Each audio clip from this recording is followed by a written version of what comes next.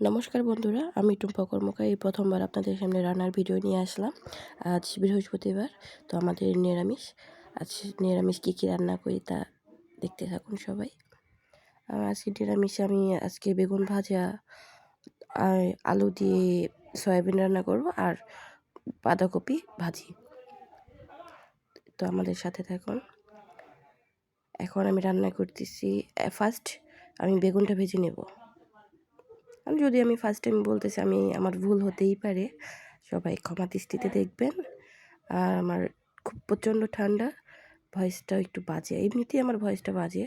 তো দেখতে থাকুন। আমি এখন বেগুনটা ভেজে নিলাম। এখন সেই তেলেই আমি সয়াবিনটা ভেজে নেব। আর সয়াবিনটা ভাজা হয়ে গেছে, একটু আগুন বেশি পড়াতে একটু হয়ে গেছে। এখন আমি তেজপাতা মশলাগুলো একটু তেলে দিয়ে নিলাম। এখন আলুটা ভেজে নেব। ফার্স্ট আমি আলু দিয়ে রান্না করলে সয়াবিন আমি প্রথমে আলুটা ভেজে নিই।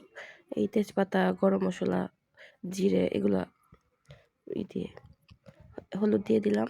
লবণটা আমি আগেই দিয়ে দিয়েছিলাম, কিন্তু ওইটার ভিডিওটা নিতে মনে নেই। এক হাতে ভিডিও করতেছি, তো ওই রকমই হয়নি, ফার্স্ট টাইম তো ওই রকম করতে পারছি না। এখন আমি আদা আর জিরে বাটাটা দিয়ে দিলাম। এটা দিয়ে বেশ কিছুক্ষণ আমি ভেজে নেব। তারপর ঢেকে দেবো একটু, আর একটু দিয়ে দিলাম, নাড়াচাড়া করে এখন আমি একটু ঢেকে দেবো যাতে আলুটা ভালোভাবে সেদ্ধ হয়ে যায়। আচ্ছা সরি, মরিচের গুঁড়োটা দিতেই ভুলে গেছি। আমি তো মরিচের গুঁড়ো দিয়ে দিলাম। আমাদের বাড়িতে ঝাল খুব কম খায়, একদমই কম খায়। আমার বাচ্চাও ছোট, আমার শ্বশুরও একদম ঝাল খায় না, আমার হাজব্যান্ডও খুব কম খায়। দিয়ে দিলাম একটু জল, যাতে মশলাটা পুড়ে না যায়। একটু নাড়াচাড়া দিয়ে দেখুন এখন কালারটা কত সুন্দর এসেছে। আমি মরিচটা আগে দিই না, কারণ আগে মরিচটা দিলে মশলাটা আগুনের সাথে ওই মশলাটা আর কি পুড়ে যায়, কালারটা নষ্ট হয়ে যায়। আমি একটু পরেই দিই। এখন একটু ঢেকে দিব। তারপর এখন আবার ঢাকনাটা খুলে আবার একটু নাড়াচাড়া করে এখন জল দিয়ে দেবো। এখন জলটা দিয়ে দিব।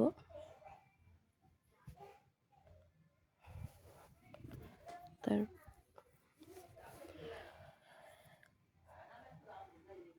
জলটা দিয়ে দিলাম। এখন দিয়ে দিলাম সয়াবিনটা। এখন আবার কিছুক্ষণ সময়ের জন্য ঢেকে রাখবো।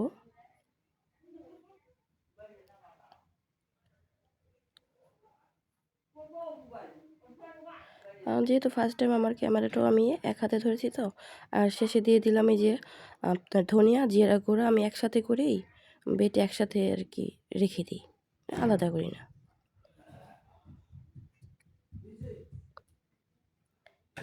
শেষে একটু দিয়ে দিলাম চিনি।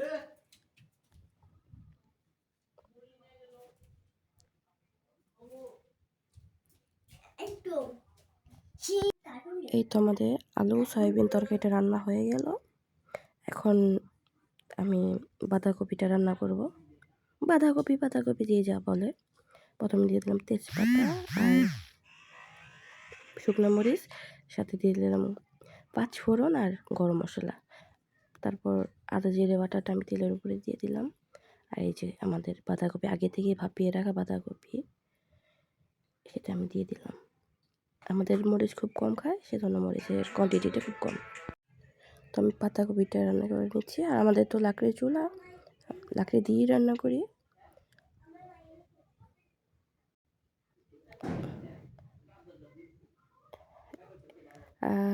রান্না হয়ে গেছিলো, এখন খাওয়ার ভিডিওটা চলে আসলো। আমি তো ফার্স্ট টাইম, কিছুই বুঝি না।